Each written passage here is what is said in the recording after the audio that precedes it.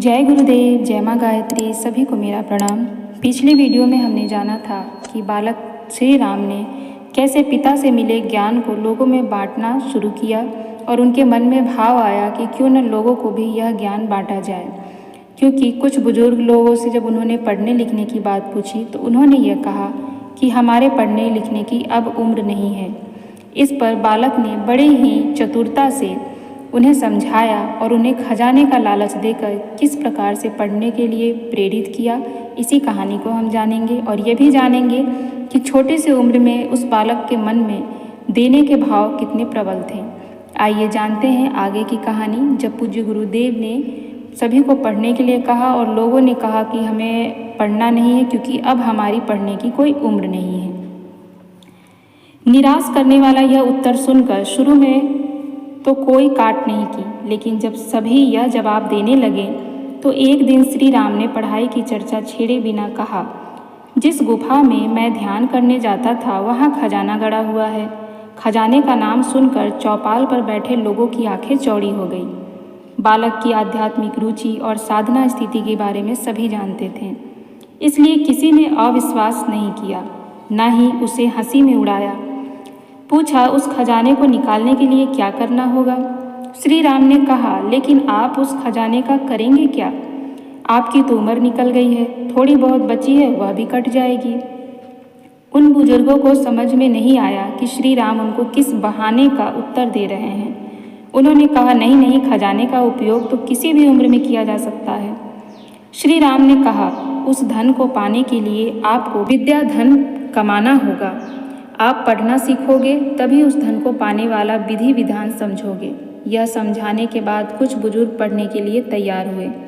कहते हैं कुछ लोगों ने उसके बाद गुफा में ढूंढ खोज की और वहाँ एक चट्टान के नीचे छुपाए हुए स्वर्ण आभूषण निकले। ये आभूषण धांधु नामक डकैत का छुपाया हुआ लूट का माल भी हो सकता है या फिर महज संजोग। बहरहाल अध्यापन के दौरान श्री राम ने उन बुजुर्गों को कुछ भजन और रामायण की चौपाइयाँ जरूर सिखा दी थी। कुछ श्रद्धालु बुजुर्गों को उन्होंने जप के बारे में समझाया था। कहा था कि मुंह से जप करने के बजाय लिख कर जप करना ज़्यादा पुण्यप्रद है। मुंह से बोलने पर तो जीभ ही तरता है, लिखने पर इतनी शक्ति आती है कि साधक पत्थर को भी तार दे। लिखित जप करने वालों की वाणी अमोघ हो जाती है। वह जो भी शाप वरदान देता है पूरा होता है। श्री राम का यह पहला सामाजिक अनुष्ठान था। 1.5 साल में उन्होंने करीब 40 लोगों को पढ़ना लिखना सिखा दिया था। अनेक विद्यार्थी इतना सीख गए थे कि प्राथमिक कक्षा की परीक्षा में बैठे तो आराम से पास हो जाएं। आवलखेड़ा छोटा सा गांव था। जितने भी लोग रहते थे सब एक दूसरे को अच्छी तरह जानते थे। किस परिवार के कितने सदस्य हैं, कहाँ कहाँ रिश्तेदारी है और किन पुरखों की क्या विशेषता रही है। हर घर के वयस्क व्यक्ति को दूसरे परिवारों के बारे में यह भी पता होता था कि वहाँ कौन कब आया। लोग एक दूसरे के सुख दुख में काम आते थे। अपने आप में सिमट जाने की प्रवृत्ति 20वीं शताब्दी के 60-70 वर्षों में ज़्यादा प्रबल हुई। अन्यथा लोग हाल तक एक दूसरे के अच्छे बुरे में काम आते रहे हैं। आवलखेड़ा भी अपनी तमाम अच्छाइयों के साथ जी रहा था।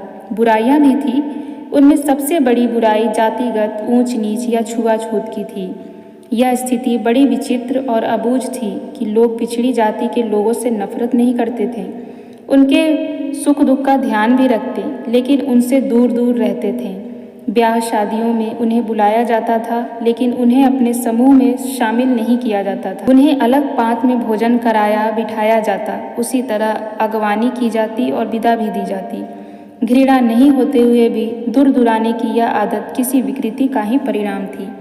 पिछड़ी जाति के लोग भी जैसे इस स्थिति के आदी हो चुके थे। वे ऊंची जाति वालों की बस्ती में नहीं जाते, उनके घरों के सामने से नहीं निकलते। निकलना ही होता तो जूते या मोजड़िया हाथ में लेकर नंगे पांव निकलते। उनका सिर झुका होता और टोपी या साफा भी उतार कर हाथ में रख लेते। ऊंची जाति वालों को छूना तो दूर, अपनी छाया भी उन पर नहीं पड़ने देते। सवर्ण भी इस बात का ध्यान रखते थे कि निम्न जाति के लोग उन्हें छू न जाएं, उनकी छाया न पड़ जाए या सुबह सुबह उनका मुंह न दिखाई दे जाए। इन प्रचलनों के लोग अभ्यस्त हो गए थे। यह समझना मुश्किल था कि लोग दबाव में इनका पालन कर रहे हैं या अपने आप निभा रहे हैं। कभी कोई घटना होती तो यही समझा जाता कि ऊंची जाति वालों ने इन प्रचलनों का अभ्यस्त बना दिया है। गलती से भी या स्वाभिमान का थोड़ा सा उदय होने पर कोई स्ववर्णों को छू जाता तो उसे दंड झेलना पड़ता था। यह दंड पिटाई से लेकर बेगार देना बंद हो जाने के रूप में भुगताना पड़ता था। आर्थिक स्थिति जैसे कोई उल्लेख करने योग्य बात उन पर लागू होती ही नहीं थी। उनकी रोटी सवर्णों की दया कृपा पर चलती, वह बंद हो जाती। बेगार मिलना रुक जाता तो जीना दूभर हो उठता था।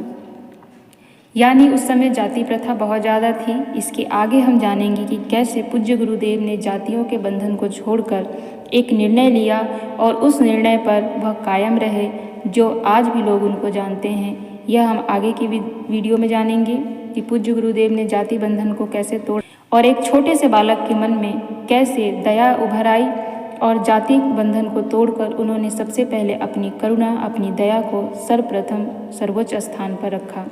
अगले वीडियो में हम अगली बात जानेंगे। इसमें सिर्फ इतना ही।